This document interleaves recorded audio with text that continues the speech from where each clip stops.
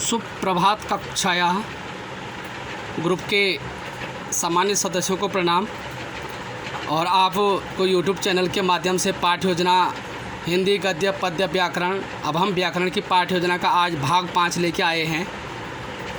और आप मेरे इस चैनल को आप सब्सक्राइब करना ना भूलें, शेयर करना ना भूलें, लाइक करना ना भूलें ताकि वीडियो आपके पास आ जाए। तो आज हम पढ़ेंगे भाग 5 में संज्ञा के भेद। कल हमने आपको बताया था नियम निर्धारण, छात्र अध्यापक क्रियाएं और छात्र क्रियाएं, विधि प्रविधि सहायक सामग्री, श्यामपठ सारांश और मूल्यांकन। मैं कल का था नियम निर्धारण, जहां था कि छात्र अध्यापक छात्रों को वाक्य श्यामपठ पर लिखने के पश्चात प्रश्न करता है, योजक चिन्ह लगाएं जोड़ने का, और छात्र उत्तर देते हैं। प्रश्नोत्तर विधि, राम श्यामपठ सारांश, राम व मोहन विद्यालय में पुस्तक पढ़ते हैं। और मूल्यांकन था, इस वाक्य में संज्ञा शब्द चुनिए। तो उत्तर था राम विद्यालय पुस्तक, क्योंकि संज्ञा किसी व्यक्ति, वस्तु या स्थान के नाम को संज्ञा कहते हैं। तो आज का है संज्ञा के भेद।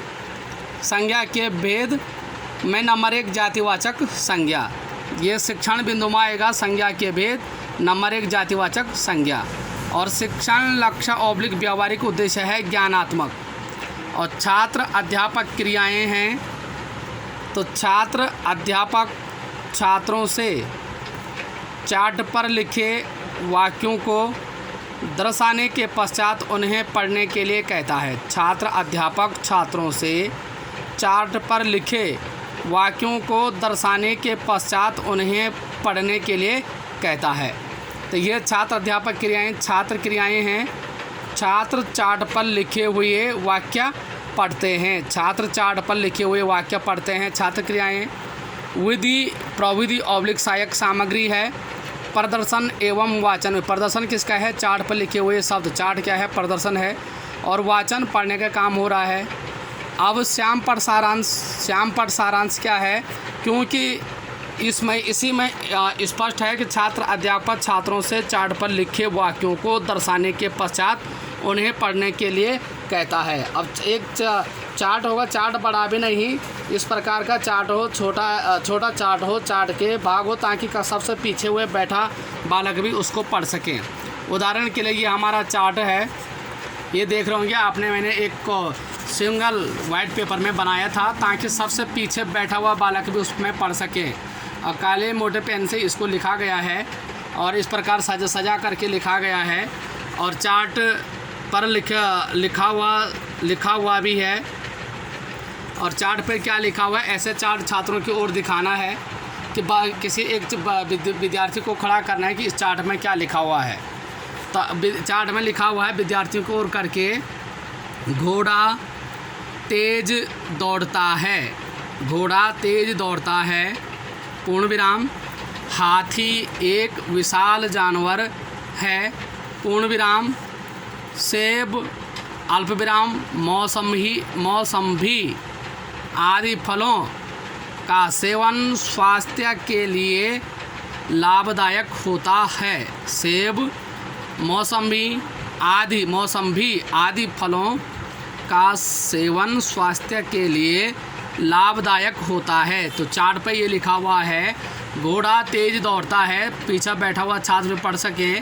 हाथी एक विशाल जानवर है, सेब मौसम्बी आदि फलों का सेवन स्वास्थ्य के लिए लाभदायक है। उदाहरण के लिए आपने बच्चे को खड़ा कर दिया, बच्चे ने ये पढ़ दिया और लिखा हुआ इस प्रकार है कि पीछे वाला भी इसको पढ़ सके। पूरा चार्ट बनाने की आवश्यकता नहीं है, इतना सा आपका टुकड़ा। तो ये यहाँ पर बात आ रही थी श्यामपठ सारांश। नंबर 1 इसमें लिखेंगे आप, घोड़ा तेज दौड़ता है। आप पहले चार्ट पर पढ़ दिया बच्चे ने, फिर श्यामपठ पर भी लिखा जाए घोड़ा तेज दौड़ता है, 1। नंबर 2, हाथी एक विशाल जानवर है, श्यामपठ पर भी लिखा गया है, 2 लेसन प्लान में। नंबर 3, सेब मौसम्बी आदि फलों का सेवन स्वास्थ्य के लिए लाभदायक होता है। चार्ट पे यही सब तो लिखा गया है, बच्चे को पढ़ने के लिए चार्ट पढ़ाना है, बिठाना है, तो आप चार्ट पे लिखे हुए शब्द इस प्रकार हैं। तो ये है प्रदर्शन एवं वाचन विधि। अब इसके बाद का आता है जो शिक्षण बिंदु कुछ नहीं है, शिक्षण लक्ष्य ऑब्लिक व्यावहारिक उद्देश्य भी कुछ नहीं है। छात्र अध्यापक क्रियाएं, तो छात्र अध्यापक क्या क्रियाएं हैं? छात्र अध्यापक क्रियाएं चार्ट पर लिखे वाक्यों को पढ़ने के पश्चात छात्र अध्यापक छात्रों से प्रश्न करता है। जब चार्ट पर लिखे हुए वाक्य को पढ़ने के पश्चात, जब छात्र चार्ट पर लिखे हुए शब्दों को पढ़ता है, उन शब्दों को पढ़ने के बाद छात्र अध्यापक छात्रों से प्रश्न करता है। योजक चिन्ह, चार्ट पर लिखे वाक्यों को पढ़ने के पश्चात छात्र अध्यापक छात्रों से प्रश्न करता है। बच्चों ने चार्ट पढ़ दिया, फिर छात्र अध्यापक प्रश्न करता है। जो प्रश्न आपने पूछने हैं। छात्र क्रियाएं, छात्र क्रिया क्या है? छात्र चार्ट पर लिखे हुए वाक्य पढ़ते हैं। छात्र चार्ट पर लिखे हुए वाक्य पढ़ते हैं, पूर्ण विराम। और विधि ऑब्लिक प्रविधि ऑब्लिक सहायक सामग्री क्या है? प्रदर्शन एवं वाचन विधि। प्रदर्शन किसका हो रहा है? चार्ट का हो रहा है। वाचन क्या हो रहा है? पढ़ने का हो रहा है, इसलिए प्रदर्शन एवं वाचन विधि। और इसमें श्याम पर सारांश कुछ नहीं, मूल्यांकन कुछ नहीं है, क्योंकि चार्ट पर लिखे वाक्यों को पढ़ने के पश्चात छात्र अध्यापक छात्रों से प्रश्न करता है। और छात्र चार्ट पर लिखे हुए वाक्य पढ़ते हैं। जो से आपने सबको नहीं पढ़ाना है, किसी एक को उठाना है। अब बात क्या आती है? शिक्षण बिंदु कुछ नहीं है, शिक्षण लक्ष्य व्यावहारिक उद्देश्य ज्ञानात्मक। इसमें प्रश्न 1, अब छात्र अध्यापक क्रियाएं क्या हैं? घोड़ा व हाथी शब्द से किसका बोध होता है? प्रश्नवाचक। कौन पूछ रहा है? छात्र अध्यापक प्रश्न कर रहे हैं। किससे? छात्रों से। अब छात्र क्रियाएं हैं, छात्र उत्तर देता है। किसी एक को आपने उठाना है, जिसका हाथ खड़ा रहेगा। उत्तर: घोड़ा व हाथी शब्द से जानवरों पशुओं की एक विशेष जाति का बोध होता है। घोड़ा नाम से स्पष्ट है, वो कह देंगे ये जानवर हैं, पशु हैं। लेकिन आपने उत्तर में इस प्रकार बांधा कि घोड़ा व हाथी शब्द से जानवरों पशुओं की एक विशेष जाति का बोध होता है, पूर्ण विराम। छात्र क्रियाएं। और विधि ऑब्लिक प्रविधि ऑब्लिक सहायक सामग्री है प्रश्नोत्तर विधि। श्याम पर सारांश कुछ नहीं है, मूल्यांकन कुछ नहीं है। अब यहाँ पर फिर शिक्षण बिंदु कुछ नहीं है, शिक्षण लक्ष्य व्यावहारिक उद्देश्य है ज्ञानात्मक। छात्र अध्यापक क्रियाएं प्रश्न 1 के बाद प्रश्न 2, सेब व मौसम्बी शब्दों से किसका बोध होता है? प्रश्नवाचक। प्रश्न के पीछे प्रश्नवाचक, उत्तर के पीछे पूर्ण विराम जरूर लगाएंगे, उत्तर पूरे वाक्य लिखेंगे। प्रश्न 2, सेब व मौसम्बी शब्दों से किसका बोध होता है? प्रश्नवाचक। और छात्र क्रियाएं, छात्र उत्तर देता है, सेब व मौसम्बी शब्दों से फलों का बोध होता है। सेब व मौसम्बी शब्दों से फलों का बोध होता है। विधि ऑब्लिक प्रविधि ऑब्लिक सहायक सामग्री है प्रश्नोत्तर विधि। विधि ऑब्लिक प्रविधि ऑब्लिक सहायक सामग्री प्रश्नोत्तर विधि। श्याम पर सारांश कुछ नहीं है, मूल्यांकन कुछ नहीं है। अब यहाँ पर क्या आता है? नियम निर्धारण। शिक्षण बिंदु है नियम निर्धारण। शिक्षण लक्ष्य व्यावहारिक उद्देश्य ज्ञानात्मक, ये ऊपर था, यहाँ कुछ नहीं है। छात्र अध्यापक क्रियाएं में आपका छात्र अध्यापक कथन आएगा। क्या है? छात्र अध्यापक जातिवाचक संज्ञा की परिभाषा बताते हुए परिभाषा को श्याम पट पर लिखता है। इसमें क्या करता क्या है? छात्र अध्यापक, उदाहरण के लिए आप क्लास में जाओगे, पहले आप जातिवाचक संज्ञा की परिभाषा बताएंगे कक्षा के सामने। परिभाषा को बताते हुए श्याम पट पर लिखता है। पहले परिभाषा आपने बोलना है 180 की स्पीड से नहीं, समझा करके, फिर आपने श्याम पट पर लिखना है। फिर श्याम पट पर लिखने के पश्चात बच्चों को समझाना है। और छात्र क्रियाएं क्या हैं? छात्र ध्यानपूर्वक सुनते हैं, क्योंकि छात्र अध्यापक जातिवाचक संज्ञा की परिभाषा बताते हुए परिभाषा को श्याम पट पर लिखता है। और छात्र क्रियाएं क्या हैं? छात्र ध्यानपूर्वक सुनते हैं। विधि ऑब्लिक प्रविधि ऑब्लिक सहायक सामग्री है कथन विधि। विधि ऑब्लिक प्रविधि ऑब्लिक सहायक सामग्री है कथन विधि। और इसमें श्याम पट सारांश है,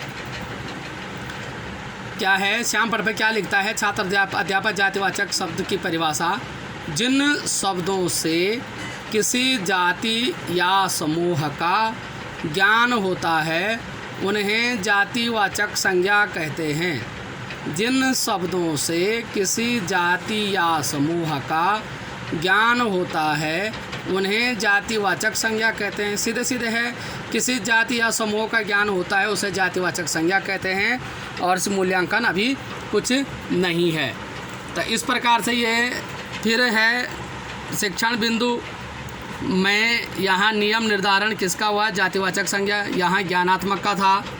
तो ये आपको हमने बता दिया है यहाँ तक जातिवाचक संज्ञा की परिभाषा तक। तो फिर आता है शिक्षण बिंदु, यहाँ इधर कुछ नहीं है, फिर है ज्ञानात्मक शिक्षण, लक्ष्य ऑब्लिक व्यावहारिक उद्देश्य है ज्ञानात्मक शिक्षण। छात्र अध्यापक क्रिया है, छात्र अध्यापक छात्रों को निम्नलिखित वाक्य श्याम पट पर लिखने के पश्चात प्रश्न करता है। छात्र अध्यापक छात्रों को निम्नलिखित वाक्य श्याम पट पर लिखने के पश्चात प्रश्न करता है, योजक चिन्ह।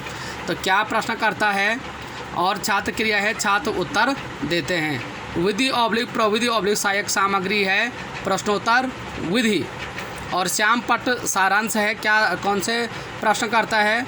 नंबर 1, फूलों, ये श्याम पट पर लिखना है, फूलों का प्रयोग इत्र बनाने में किया जाता है। फूलों का प्रयोग इत्र बनाने में किया जाता है, 1।